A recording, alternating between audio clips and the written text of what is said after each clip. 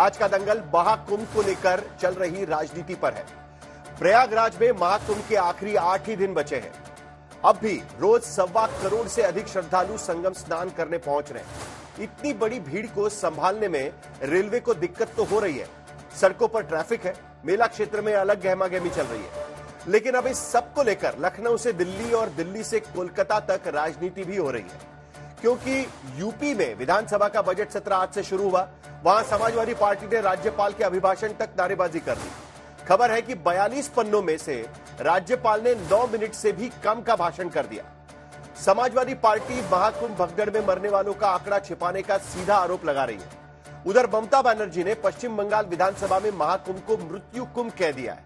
ममता बनर्जी ने सवाल उठाए हैं कि यूपी सरकार ने बिना पोस्टमार्टम किए ही भगदड़ में मरने वालों के शव भेज दिए थे। एक सियासत दिल्ली में अलग चल रही है। वहां युवक कांग्रेस नई दिल्ली रेलवे स्टेशन पर भगदड़ में हुई मौतों को लेकर रेल मंत्री के इस्तीफे की मांग पर प्रदर्शन कर रही है, क्योंकि अभी तक न तो भगदड़ के जिम्मेदारों का पता चला है और न ही कार्रवाई का। उल्टा जांच कमेटी की रिपोर्ट बाकी है। लेकिन इस बीच हादसे को लेकर 2 दावे सामने आए। रेलवे ने जो कल दावा किया और आरपीएफ की ओर से आज जो दावा किया गया वो पूरी तरीके से विरोधाभासी है। आरपीएफ कहती है कि बेहिसाब भीड़ बढ़ाई गई और उटपटांग अनाउंसमेंट की गई, जबकि रेलवे प्रशासन कहता है कि भीड़ उतनी भी ज्यादा नहीं थी। ऐसे में आज की तारीख में देश की सियासी चर्चा के बीच महाकुंभ की भीड़ और इंतजामियों की नाकामी के भी आरोप लग रहे हैं।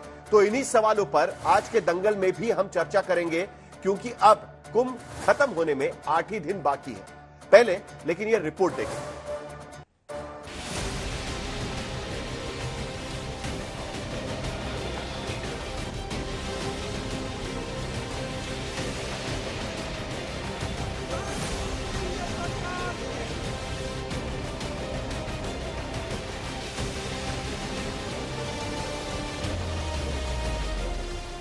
प्रयागराज के महाकुंभ में श्रद्धालुओं की भीड़ है कि थमती नहीं। हर गुजरते दिन के साथ संगम स्नान के नए कीर्तिमान बन रहे हैं। उधर महाकुंभ पर दिल्ली से लेकर लखनऊ और कोलकाता तक सियासत मची हुई है। दिल्ली में रेलवे स्टेशन पर भगदड़ के जिम्मेदारों को लेकर कांग्रेस सड़क पर है, तो लखनऊ में सदन के बाहर से अंदर तक समाजवादी पार्टी मौनी अमावस्या पर हुई मौतों को लेकर संग्राम छेड़े हुए है। ममता बनर्जी ने तो महाकुंभ को मृत्यु कुंभ तक कह दिया है। मृत्यु कुंभ হয়ে গেছে, মৃত্যু কূপের মতো। আমি মহাকুম্ভকে সম্মান করি, আমি শ্রদ্ধা জানাই, পবিত্র গঙ্গা মাকে আমি সম্মান করি, কিন্তু প্ল্যানিং না করে এত হাইপ তুলে এত লোকের মৃত্যু বললেন 30 জন, কথাটা কি সঠিক? কত ডেড বডি ভাসিয়ে দিয়েছেন নদীতে। लखनऊ में लड़ाई सरकार पर चढ़ाई। उत्तर प्रदेश विधानसभा का बजट सत्र शुरू भी नहीं हुआ था, तभी से समाजवादी पार्टी के नेताओं का प्रदर्शन चालू हो गया। भीड़ है, लेकिन उसका अपना आनंद अलग है। उस भीड़ के बीच से ही आनंद लेने की आवश्यकता है। थोड़ा पैदल चलना पड़ सकता है, लेकिन चलना चाहिए। कोई सरकार मदद करने के लिए तैयार नहीं, इसलिए हमारी मांग है, एक तो कुंभ के स्नान का समय बढ़ाया जाए। सम्राट हर्षवर्धन ने ही कुंभ का मेला लगाना शुरू किया था, लेकिन भारतीय जनता पार्टी ये साबित करना चाहती है कि ये कुंभ उन्हीं ने शुरू कराया है। विरोध प्रदर्शन की तस्वीर कुछ ऐसी थी कि कोई जंजीरों में जकड़कर प्रवासी भारतीयों की वापसी का मुद्दा उठा रहा था, तो कोई अस्थि कलश लेकर यूपी सरकार की नैतिकता का सवाल उठा रहा था, और कोई तख्तियां लेकर योगी सरकार पर महाकुंभ में हुई मौतों के आंकड़े छिपाने के सियासी हमले कर रहा था। देखिए, महाकुंभ को लेकर के सरकार ने भ्रम फैलाने का काम किया है। यह एक धार्मिक आयोजन था, लेकिन सरकार ने वहां पर इवेंट बना करके सरकार की रीतियों नीतियों का प्रचार प्रसार करने का काम किया। ये सरकार नाकारा है और लोकतंत्र की हत्यारी सरकार है, ढोंगी सरकार है। केवल सरकारी धन का दुरुपयोग कर रही है। सदन के बाहर प्रदर्शन कर रहे समाजवादी पार्टी के विधायक सदन के अंदर भी खामोश नहीं बैठे और राज्यपाल के कुल जमा 8 मिनट 32 सेकंड के अभिभाषण तक शोर, विरोध और नारेबाजी करते रहे। हालांकि राज्यपाल आनंदीबेन पटेल ने अपने भाषण में महाकुंभ हादसे में मारे गए श्रद्धालुओं का जिक्र भी किया। की एक दुर्भाग्यपूर्ण घटना से हम सभी अत्यंत दुखी हैं। इसमें कुछ श्रद्धालु गंभीर रूप से घायल हो गए, जिसमें से कुछ श्रद्धालुओं की दुखद मृत्यु भी हुई। अब समाजवादी पार्टी महाकुंभ भगदड़ में हुई मौतों को लेकर विधानसभा में 4 घंटे की चर्चा की मांग कर रही है। महाकुंभ में जिन लोगों की मौतें हुई हैं, उनका सही सरकार आंकड़ा दे। जो सरकार रोज लोगों के नहाने वाले की गिनती बता रही थी, वो आज तक बता नहीं पाई कि कितने लोगों की मौत हुई है। कल भी हम 56 में उसको उठाएंगे और सरकार से अनुरोध है कि चर्चा 4 घंटे की हो।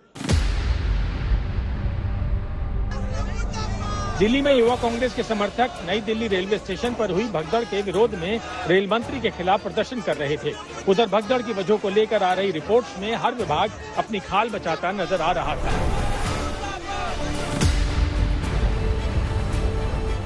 आरपीएफ की ओर से हादसे को लेकर जारी की गई रिपोर्ट में बताया गया है कि हादसे वाली रात 8 बजे 12 नंबर प्लेटफॉर्म से प्रयागराज जाने वाली शिव गंगा एक्सप्रेस रवाना हुई।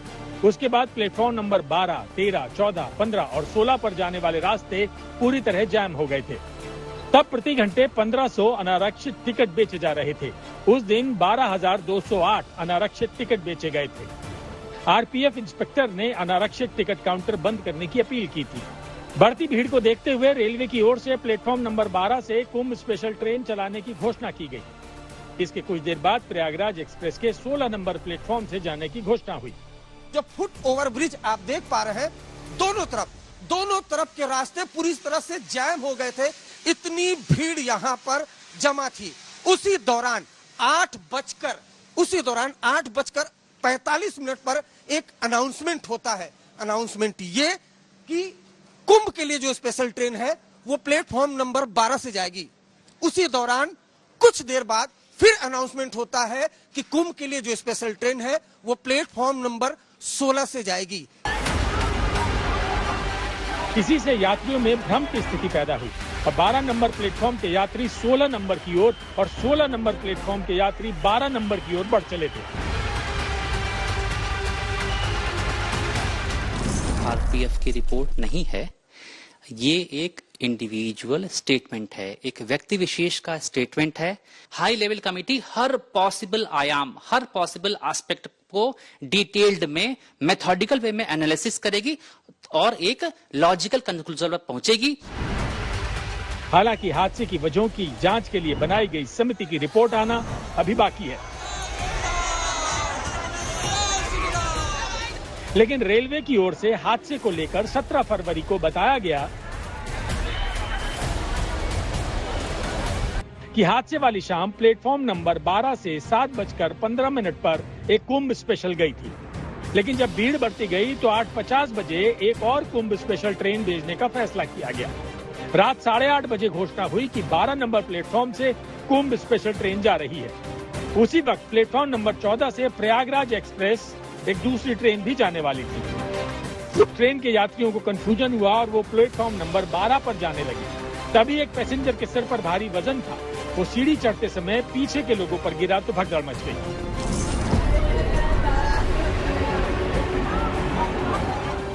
उधर सवाल इस पर भी उठ रहे हैं कि जब हादसा रात 9 बजे से पहले हुआ तो फायर ब्रिगेड को सूचना 9:55 पर क्यों दी गई।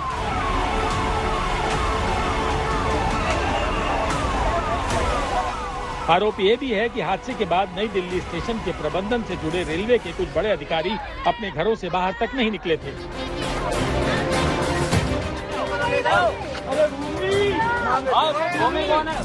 लेकिन ऐसी स्थिति दोबारा ना हो, इसके लिए स्टेशन पर अर्धसैनिक बलों की तैनाती से लेकर महाकुंभ विशेष ट्रेनें चलाने के फैसले लिए गए हैं। श्रेया चटर्जी के साथ अरविंद ओझा, दिल्ली, आज तक।